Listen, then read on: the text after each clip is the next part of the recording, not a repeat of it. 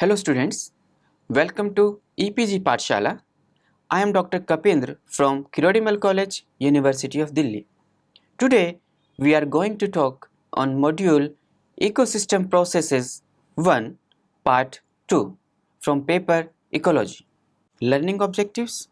After studying this module, you shall be able to understand the concept of ecological energetics and law of thermodynamics. Describe the assimilation energy and ecological efficiency in the ecosystem. Understand energy flow in the ecosystem. Describe various methods to explain energy flow. Explain ecosystem services and ecosystem homeostasis, and also you are able to explain mechanism of control of ecosystem function. Energy can be defined as the capacity to do work. All biological activities need consumption of energy which ultimately derives from the sun. The solar energy is converted into chemical energy by the process of photosynthesis, which is stored in the plant tissue and then transformed into mechanical and heat energy during metabolic activities. In the biological world, the energy flow from the sun to plants and then to all heterotrophic organisms such as microorganisms, animals, and humans. Ecological energetics.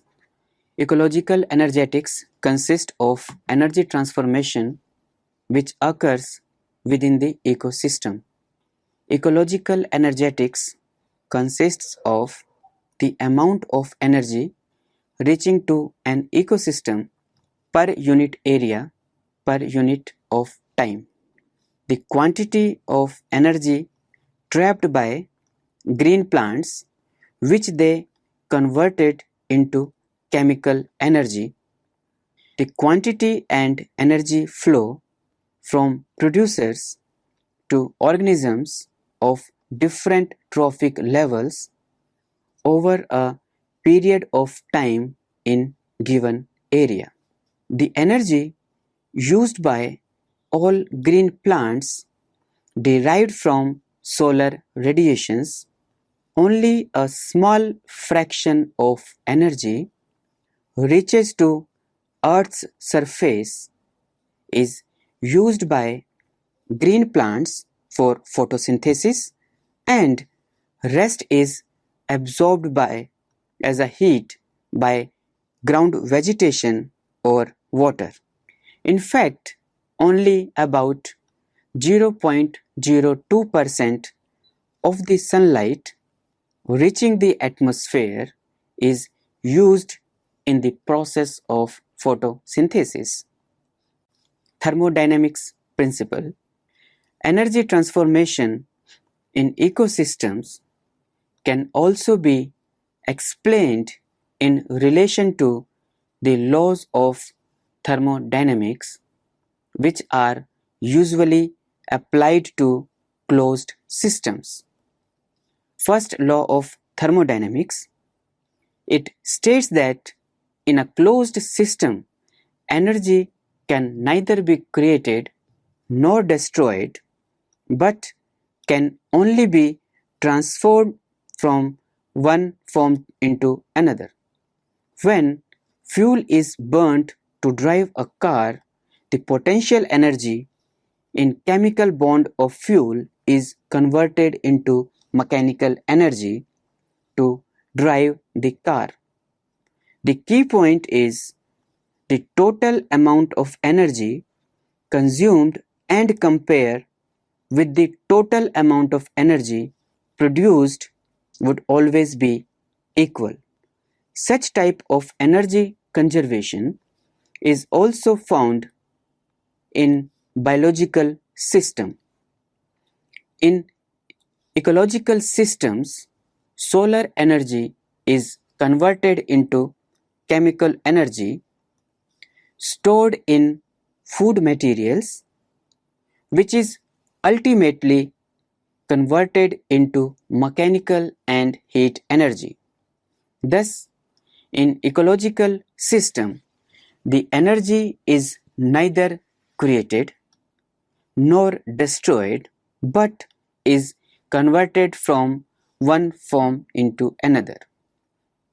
When wood is burned, the potential energy present in the molecules of wood equals the kinetic energy released, and heat is evolved to the surrounding. This is an exothermic reaction. In an endothermic reaction, energy from the surrounding may be paid into a reaction. For example, in photosynthesis, the molecules of the products store more energy than the reactants. The extra energy is acquired from the sunlight, but even then there is no gain or loss in total energy. Second law of thermodynamics. The second law of thermodynamics states that processes involving energy transformation will not occur spontaneously unless there is degradation of energy from a non-random to a random form. In other words, the disorder or entropy in the universe is constantly increasing, and that during energy conservation, an energy transformation will spontaneously occur unless there is degradation of energy from a concentrated form into a dispersed form. For example, in man-made machine, that is a closed system, heat is the simplest and most recognizable medium of energy transfer. The outcome of this law is very significant in biological system. But in biological systems, energy transfer is not a useful medium, as the living systems are fundamentally isothermal and there is no significant variation in temperature between different cells in the organisms or between various cells in a tissue of the organism. At each level of conservation, some of the energy is lost as heat. Therefore, the most conservation taking place between the capture of light energy by plants and the trophic level being considered, the less the energy is available to that level. The efficiency of the transfer of energy along food chain from one trophic level to another is generally less than 10%, as the 90% of energy is lost as heat. The study of energy flow is important in determining limits to food supply and the production of all biological resources. The capture of light energy and its conversion into stored chemical energy by autotrophic organisms provide ecosystems with their primary energy source. The total amount of energy converted into organic matter is the gross primary production, varies between different systems.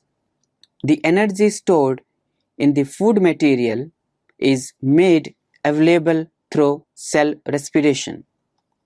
Chemical energy is released by burning the organic compound with oxygen using enzyme-mediated reactions within cells.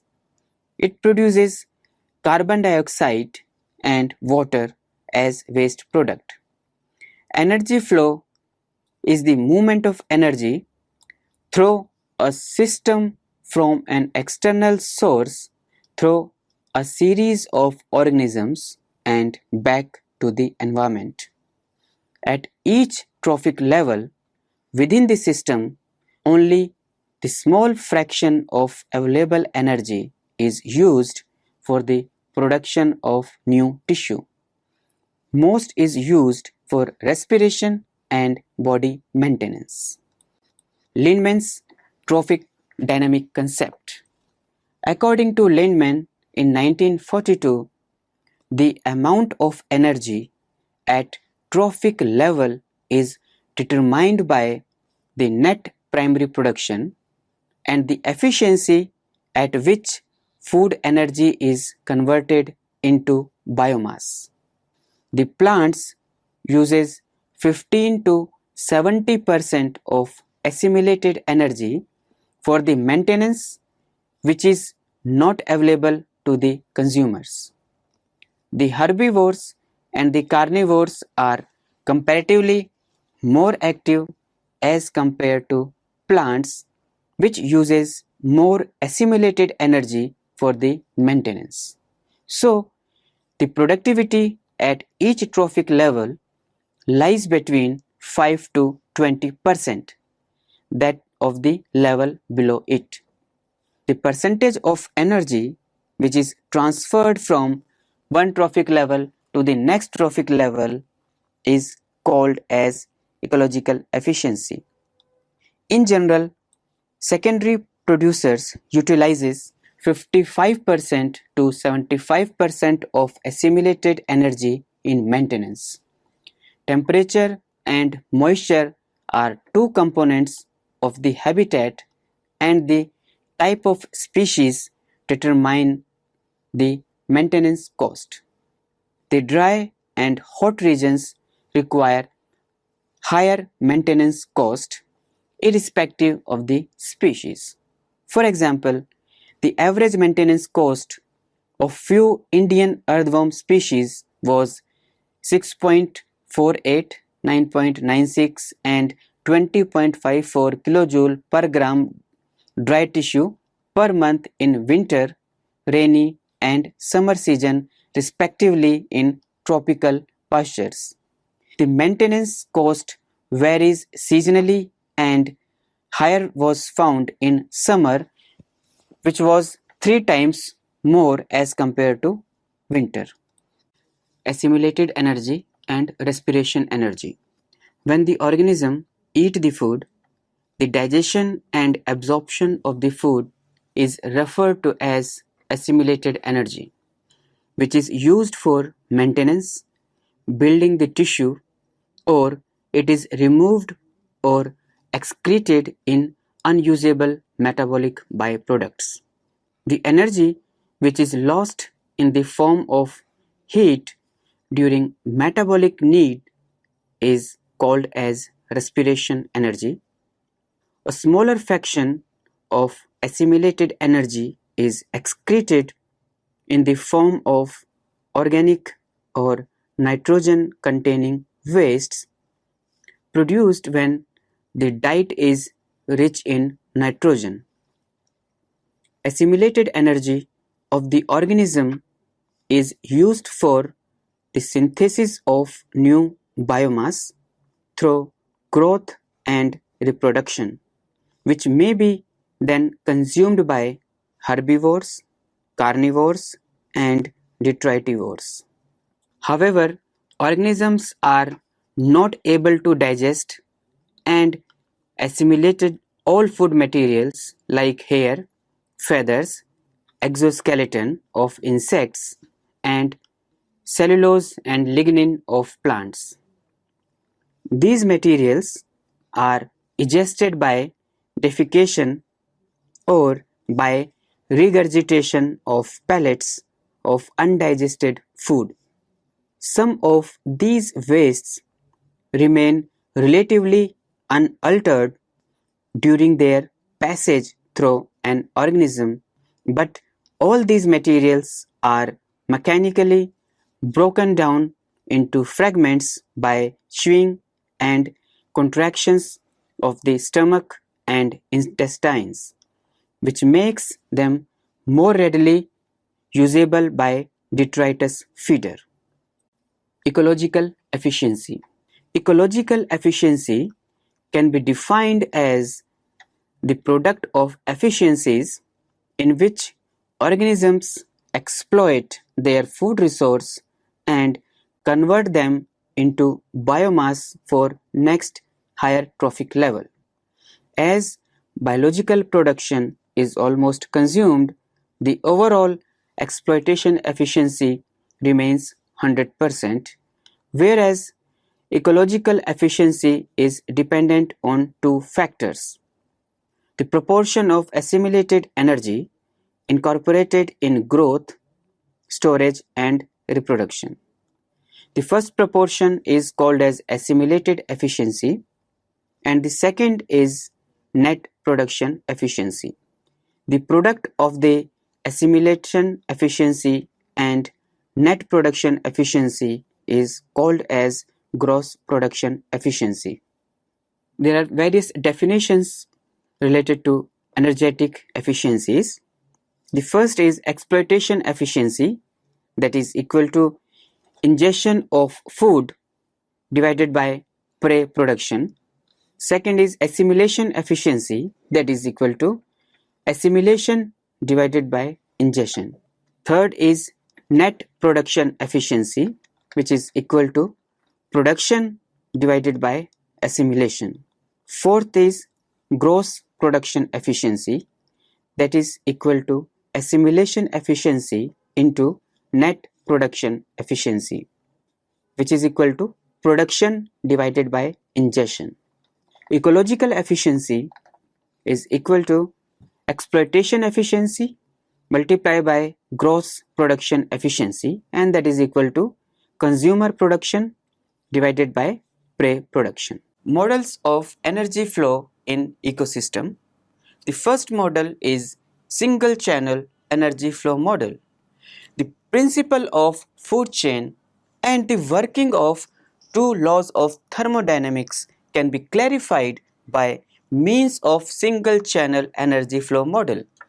The energy flow diagram depicting three trophic levels, which is represented as box 1, 2 and 3 in a linear food chain.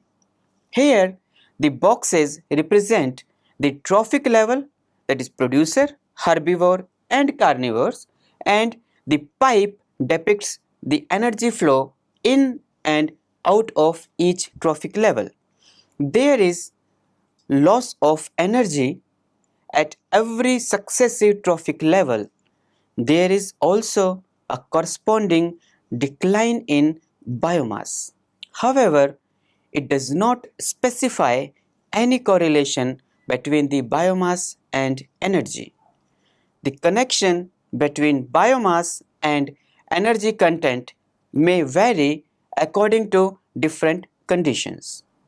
Energy flow in the system balance the energy outflow as required by the first law of thermodynamics, and each energy transfer is accompanied by loss of energy in the form of unavailable heat energy, that is respiration, as stated by second law of thermodynamics. The energy flow is significantly reduced at successive trophic level. Thus, at each transfer of energy from one trophic level to another trophic level, major part of energy is lost in the form of heat or any other form. There is a successive reduction in the energy flow, whether we consider it in terms of total flow or secondary productivity and respiration content. Y-shaped or double channel energy flow model. Y-shaped energy model shows a common boundary, light and heat flow, as well as import, export and storage of organic matter. Decomposers are placed in separate box to partially separate the grazing and detritus food chains. In terms of energy levels, decomposers are in fact a mixed group. Micro-consumers and macro-consumers differ greatly in size metabolism relations in two models. In Y-shaped energy flow, grazing and detritus food chain are sharply separated. It is more practical than simple linear chain energy model as it confirms the basic stratified structure of ecosystem. It separates the grazing food chain from detritus food chain in both time and space. Macro-consumers and micro-consumers differ greatly in size metabolism relations. In Y-shaped model, one arm represents the grazing food chain and the other arm represents detritus food chain. The two arms differ fundamentally in such a way that they can influence primary producers. For example, in Marine Bay, the energy flow through grazing food chain is larger than the energy flow via detritus food chain. Whereas reverse is true for forest food chain where 90% or more of net primary production is normally utilized in detritus food chain. Thus, in marine ecosystem, the grazing food chain is the major pathway of energy flow, whereas in the forest ecosystem, the detritus food chain is more important. The Y-shaped model further indicates that the two food chains are in fact under natural conditions not completely isolated from one another. For example, dead bodies of small animals that were once part of grazing food chain become incorporated into detritus food chain as do the feces of grazing food animals. The importance of the two chains may differ in different ecosystems. In some cases, grazing is more important and in others, the detritus food chain is more important. Universal energy flow model. Universal model is applicable to any living components, whether a plant, animal, microorganisms, or individual or population or a trophic group. It can depict the food chain as already shown in single and Y-shaped energy flow diagram or bioenergetics of an entire ecosystem. It represents the energy partitioning in the individual or species population, showing the living structure or biomass as a box. The universal model of energy flow can be used in two ways. The universal model can represent a species population, in which case the appropriate energy inputs and the links with other species would be shown as conventional species-oriented food web diagram, or the model can represent a discrete energy level, in which case the biomass and energy channels represent all or parts of many populations supported by the same energy source. Ecosystem, goods and services. Every ecosystem provides large number of goods and services directly or indirectly to all animals including humans. These services provided by nature are free of cost. Ecosystem services can be categorized into four types. The first is provisioning services. The ecosystem provides food, fiber, fuel, biochemicals or water, genetic resources like seeds, etc. and many more. Second, regulating services. It includes the control of flood, regulation of climate, prevent soil erosion, waste recycling, habitat protection, control of human diseases, etc. Third is cultural services. The non-material benefits obtained from the ecosystem, including education, recreation, experiencing the nature's beauty, and many more. And the fourth service is supporting services, ecosystem services that are necessary for the production of all other ecosystem services like biomass production, production of atmospheric oxygen, and soil formation. Homeostasis in ecosystem. Ecosystem has characteristic of self-maintenance and self-regulation. Homeostasis refers to the tendency for a biological system to resist change and to remain in the state of equilibrium.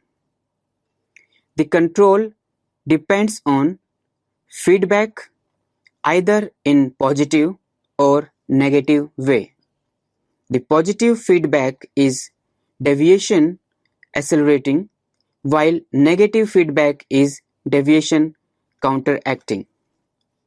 In every ecosystem, there are three basic components: input, internal cycling, and output. Those are influenced by soil and climate. Control on ecosystem function. There are two theories of control of ecosystem function. The first is known as bottom-up control. It states that nutrients supply to the primary producers control ecosystem function. If the nutrient supply is increased, it results in the increase in production of producers is propagated through the food web and all of the other trophic levels which respond to the increased availability of food. The second theory is known as top-down control, which states that predation and grazing by higher trophic levels on lower trophic levels ultimately controls ecosystem function. For example, increase in number of predators result in low population of herbivores, and that decrease in herbivores will result in turn in more primary producers because fewer of them are being eaten by the grazers. Thus, the control of population numbers and overall productivity cascades from the top level of the food chain down to the bottom trophic levels. So, the students, let us summarize what we have learned in this module. All biological activities require energy which ultimately derives from the sun. Energy transformation in ecosystem can also be explained in relation to the law of thermodynamics, which are usually applied to closed systems. First law of thermodynamics states that energy can neither be created nor destroyed, but can only be transformed from one form into another. Second law of thermodynamics states that processes involving energy transformation will not occur spontaneously unless there is degradation of energy from a non-random to a random form. When the organism eat the food, the digestion and absorption of the food is referred to as assimilated energy. Ecological efficiency is the product of efficiencies in which organisms exploit their food resources and convert them into biomass for next higher trophic levels. The principle of food chain and two laws of thermodynamics can be clarified by means of single channel energy flow model. In the energy flow model, boxes represents the trophic level and pipe depicts the energy flow in and out of each trophic level.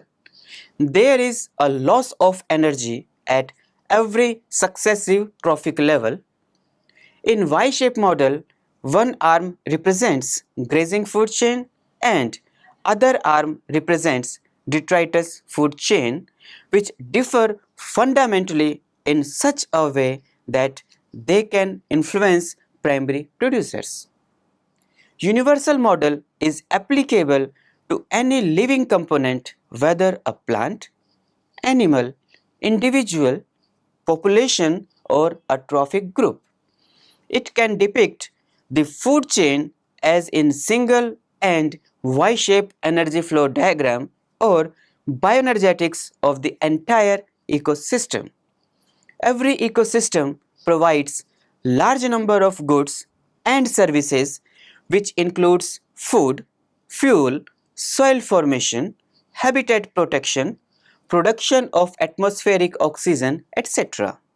Functioning of ecosystem can be regulated by bottom-up control, which states that nutrient supply to the primary producers control ecosystem function, and other one is top-down control, which states that predation and grazing by higher trophic level on lower trophic levels ultimately control ecosystem function.